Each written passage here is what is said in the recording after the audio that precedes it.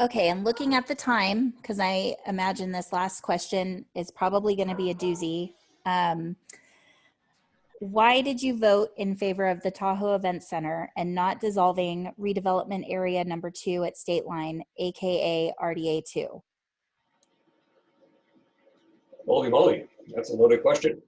Um, let me start by saying that the petition that was circulated to repeal RDA2 states that the majority of the estimated $113 million collected over the 30-year life of the RDA will be used to fund an $80 million event center at State Line with the expectation of more visitors to casinos and surrounding businesses. I think that's their biggest lie. I mean, RDA2 may collect $113 million over a 25-year period, but that seems unlikely.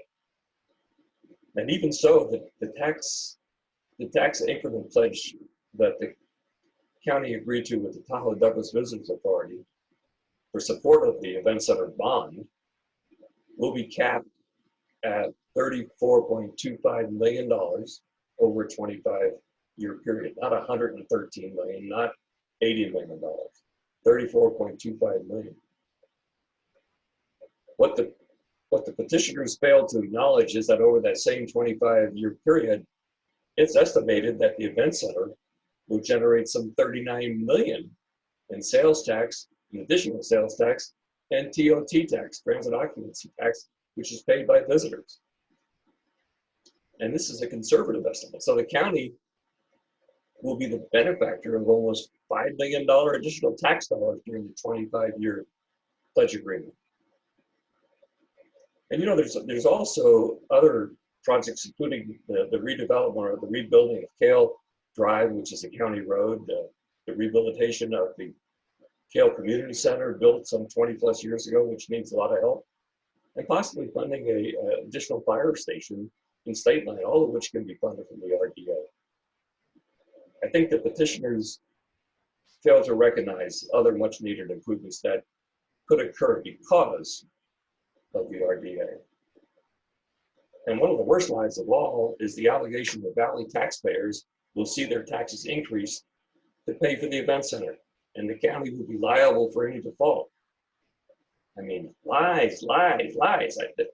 No taxpayer living outside the RDA district boundary will contribute 1 penny of their tax dollars to pay the event center. Let me repeat that.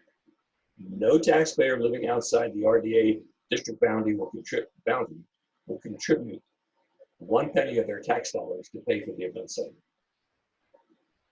And the tax increment pledge agreement with the Tahoe Douglas Visitors Authority, approved at the last board meeting, ensures that the county and its residents will in no way incur any liability if the event center fails. The tax increment generated by RDA2 will be paid directly by the property owners that are within the RDA district boundaries, which include the State Line Casino Corridor, Edgewood, and the Tahoe Beach Club. This is State Line properties reinvesting in their own economic endeavors.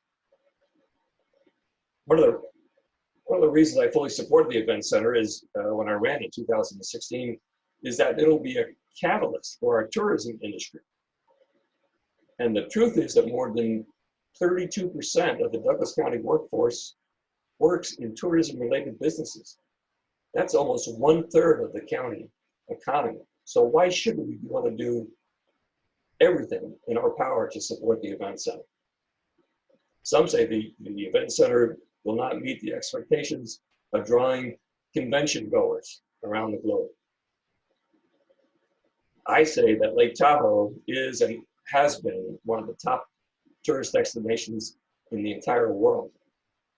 I believe the industry market experts who tell us that the South Tahoe Event Center will indeed draw folks from around the globe, I believe they're correct. I also want to say that the petitioners failed to mention that the county property tax revenues collected from the State Line have decreased by about $1 million over the last 10 years. They also failed to mention at the hospitality properties at the lake eliminated almost 7,000 jobs over that same 10-year period. These 7,000 individuals were an integral part of our fabric in our community and creating at least hundreds of new jobs at the event center will return some of those lost jobs. Finally, the truth is that 2 petitioners against the RDA are also running for county commission, along with one incumbent commissioner. They do not support anything. They're against anything that will move the county forward. They are anti-business. They do not see a positive way in any county program. They have no vision for the future. In fact, the incumbent county commissioner was vehemently opposed to the Douglas County Community and Senior Center when it was built, which has since won national awards for the services it provides to our residents. So these no on everything folks are not concerned about the economic recovery of Douglas County. I'm concerned. I'm concerned about moving the county forward, about getting residents back to work, about protecting the county's tax revenue sources. And I believe the construction and the operation of the event center in RDA2 will be a success. We can all look back on in years to come.